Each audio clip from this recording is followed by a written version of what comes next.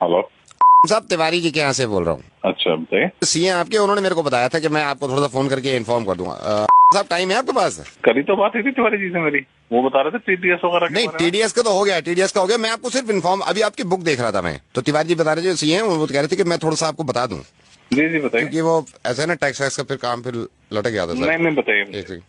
30% tax ये तो पे कर दिया सर हमने आपका, ठीक है सर। जी जी।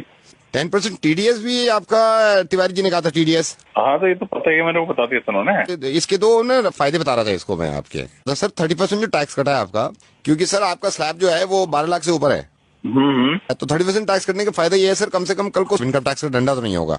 और जो सही है, ये 10% टीडीएस भी आपने इसलिए काटा कि कल को आपको कोई प्रॉब्लम ना हो, ठीक है ना। तो सर ये दो फायदे हो गए, मतलब इनकम टैक्स के डंडे से बच गए, दूसरा ये टीडीएस के भी डंडे से बच गए।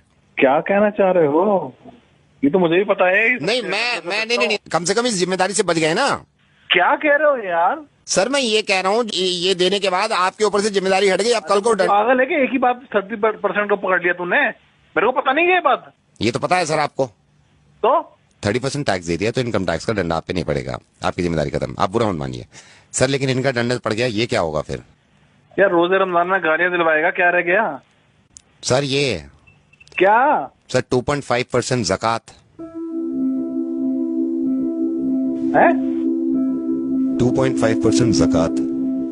साहब मैं माजरत चाहूंगा कि रोजे में मैं आपको ज्यादा बुलवा रहा हूँ, लेकिन ये 30% टैक्स दे दिया आपने, जो कि बहुत अच्छी बात है, क्योंकि एक उसूल है हिंदुस्तान का कि आप अगर 12 लाख से ज्यादा कमाते हैं तो 30% टैक्स देंगे, और देने के बाद मुतमईन हो जाते हैं इस बात से कि अब कोई जिम्मेदारी आपकी नहीं है, ना ही किसी चीज की पेनल्टी पड़ेगी। टीडीएस दे देते हैं आप 10%, साहब 2.5%, वो भी आपकी इनकम पे नहीं, आपकी सेविंग पे, सिर्फ 2.5% ज़कात, जो कि आप नहीं देते हैं। आप बिल्कुल ये मत समझिएगा कि मैं इस चीज के लिए शर्मिंदा करना चाह रहा हूं आपको, मैं नाम तक नहीं बता रहा हूं भाई। मैं सिर्फ ये कहना चाह रहा हूं कि अगर आप इनकम टैक्स नहीं देंगे तो उससे जाती तौर पर किसी एक इंसान को परेशानी नहीं होगी, वो हमारी मुल्क की तरक्की के आड़े आता है। लेकिन अगर ज़कात नहीं देंगे, वो भी सिर्फ 2.5%, कोई ना कोई तो अल्लाह ताला ने आप में ये बात देखी होगी, सलाहियत देखी होगी कि ये एक ऐसा बंदा है मेरा जिसको मैं इतना दूं, इतना नवाजूं, और अल्लाह ताला को पूरी उम्मीद होगी देने से पहले कि ये इंशाअल्लाह उस पैसे में से ज़कात निकालेगा और उन लोगों की मदद करेगा जो मुस्तहिक हैं, जो परेशान हैं, और खास तौर से इस महीने में, जिस महीने में ज्यादा से ज्यादा निकालना चाहिए। मैं माफी चाहूंगा सबसे पहले कि मैं इस तरह आपको फोन कर रहा हूँ। मैं रेडियो मिर्ची से नवेद बोल रहा हूँ असलम भाई, और इस बात की किना मत रखिएगा दिल में, वो आपसे मोहब्बत ही करते होंगे जिन्होंने ये बताया कि आप उन्हें प्लीज समझाइए कि वो ज़कात दिया करें, क्योंकि वो भी ये चाहते हैं कि आपकी आखिरत संभल जाए। फोन मत काटिएगा, मैं छोटी सी बात आपकी इस बच्चे की कराना चाहता हूँ। मैंने फोन पे इनको होल्ड पे रखा हुआ और ये बहुत देर से इंतजार कर रहा है। मैं रेहान, जरा फिर से बताना, तुम्हारी अम्मी ने आज रोजा रखा है? नहीं रखा। रेहान क्यों नहीं रखा रोजा उन्होंने? क्योंकि मेरी अम्मी बीमार है। तो तुम्हारे अब्बू क्यों नहीं इलाज कराते तुम्हारी अम्मी का, ताकि वो रोजे रख सकें? मेरे अब्बू के पास पैसे नहीं है। ये जो बच्चा है, इनकी वालदा को कैंसर है। इनकी वालदा रोजे यूं नहीं रख सकती क्योंकि ये बीमार हैं। बीमार इसलिए हैं क्योंकि ये इलाज नहीं करा सकती। इलाज ये इसलिए नहीं करा रही क्योंकि इनके पास पैसे नहीं है। पैसे इसलिए नहीं है इनके पास भाई क्योंकि हम ज़कात नहीं देते हैं। बहुत मुमकिन था ये कि हम हॉस्पिटल के बाहर अपनी वालदा के साथ बीमार पड़े होते और हम इंतजार कर रहे होते कि कोई ज़कात दे, और इनके वालिद यहां बैठे होते जहां पे आप हैं, और ये अगर ज़कात ना देते और हम तक ना पहुंचती तो कैसा लगता?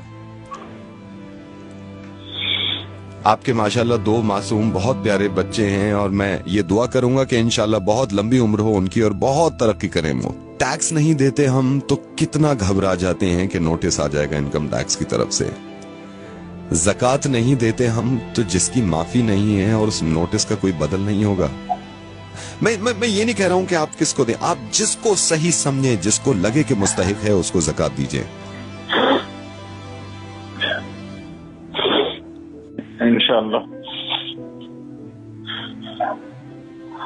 ज़कात जरूर दूंगा, और इस बच्चे को अगर जरूरत हो किसी चीज की तो मुझे जरूर बताइए। इस बच्चे को अब जरूरत नहीं है, इस बच्चे तक पहुंच गया, लेकिन हमारे ही हिंदुस्तान में बहुत सारे बच्चे ऐसे हैं जो इंतजार कर रहे हैं हमारी ज़कात का। अल्लाह ताला अजर दे आपको इस चीज का, आपने अपनी जिम्मेदारी पूरी करी।